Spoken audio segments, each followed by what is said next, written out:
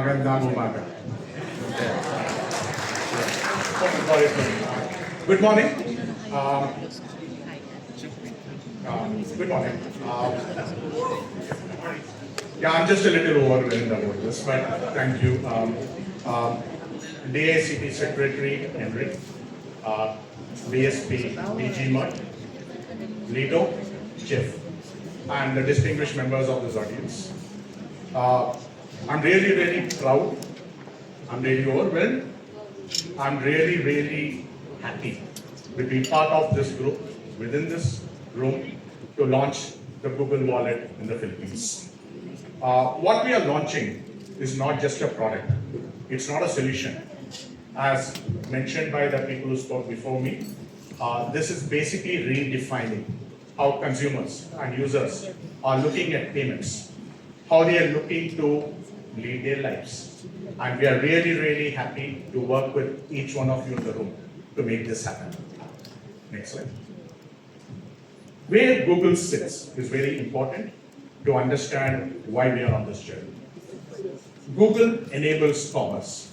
So pretty much I'm sure within this room, each of you would have used some Google product at least once, if not more, in a day. Android is about 70% of the world's mobile devices. Chrome is used by billions of users. And if you look at the Philippines, Android is about 85% device penetrated, and about 85% of people use Chrome as well. So pretty much a lot of activities which each of you do, runs on the Google ecosystem. And what is all this about? It's all about intent, right? You don't go and say, I want to fly an airline. You do not say, I want to go and pay at a restaurant.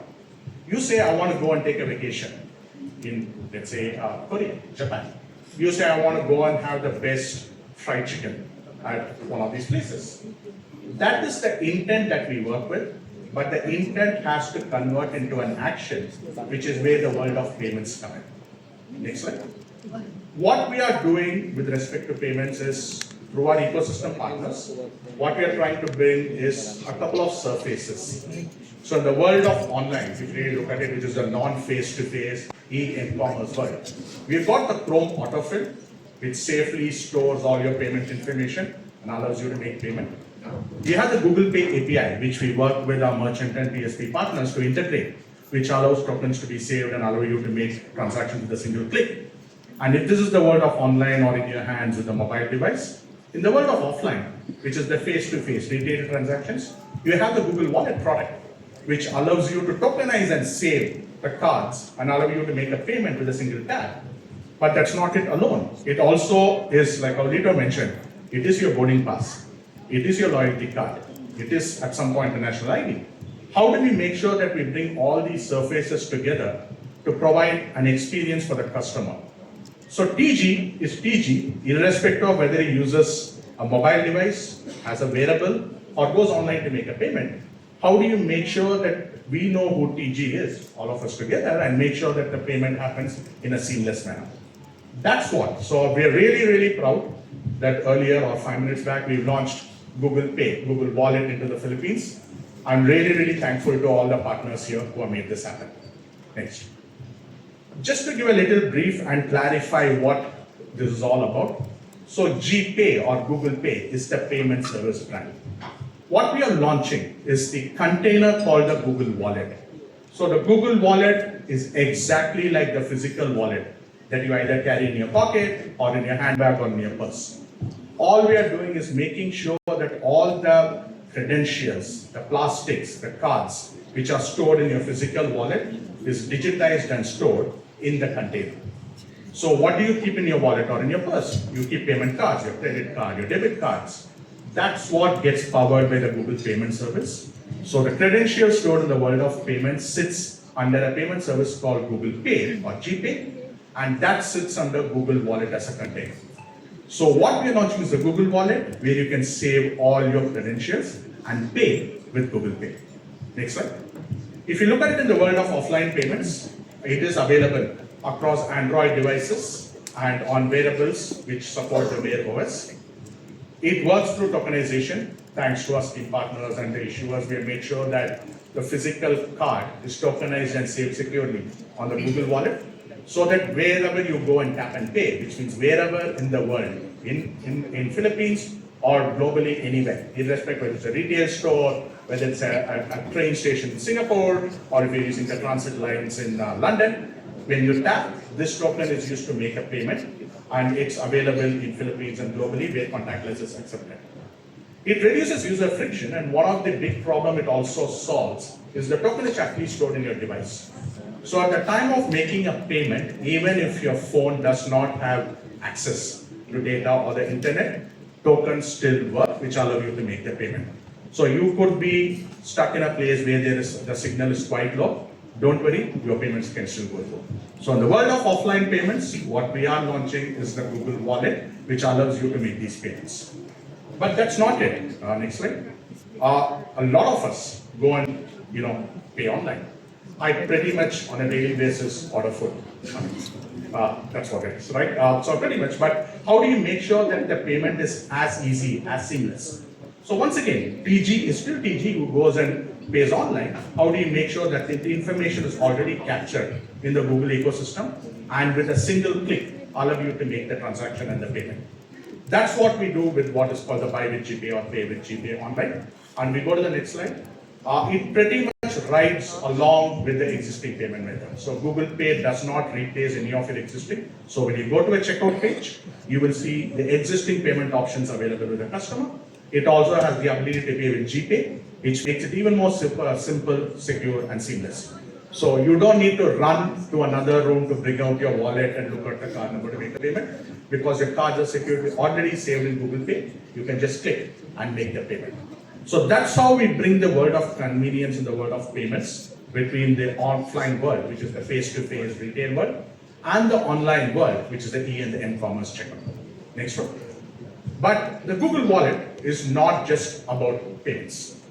It's basically holding everything of your essential day of life. So we are imagining a future over the next few months, which will make sure that all you need to carry and put your hand into your pocket and pull out is your Android smartphone, and everything would be available.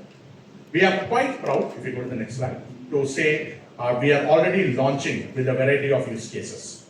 Be it loyalty cards that you want to save and use it to purchase. Be it coupons. Sometimes you get coupons. I get, on my birthday, I get coupons to get a free ice cream somewhere. It comes on an email. It becomes very difficult for me to go search for it and figure out where it's saved. So that's available to save on the Google Wallet, and you can redeem it as well. Boarding passes in airlines. You can digitize and save the boarding pass. And it's not just saving the boarding pass. Intelligently, you can get flight updates. You can get gate changes. You can get the respective way to reach your gate. So you can integrate directly into the Google ecosystem to provide for that. And of course, transit passes or travel passes is available, which allows you to, as QR, you can still save a QR ticket and make a payment. And last but not the least, event tickets. So next time you're going for a concert, next time you're going for a show, next time you're going for a movie, you can actually save the ticket onto the Google Wallet, available as a QR and barcode, and actually make the payment. These use cases bring together what you do as an essential on your daily life, right? So all that we want to make sure is you don't need to keep fiddling around in your pocket or your handbag or your purse to check for a boarding pass, check for an event ticket, check for a loyalty card. It's all available on the one thing which pretty much everyone carries in their hand nowadays, a smartphone, and hopefully an Android smartphone. Next. Why are we doing this? It's not just simple transactions. End of the day, we work with partners to actually bring value to both the consumer as well as the partner alike. And what do we look? What do normally partners look for? How do we deliver new customers? How do we acquire new customers? And also, how do you engage with existing customers so that they do more with us? So we also try to bring in use cases and work with partners to make sure that this entire lifetime value of the consumer is also achieved. Next. And towards that, it's also the question of how do we bring all Google surfaces together.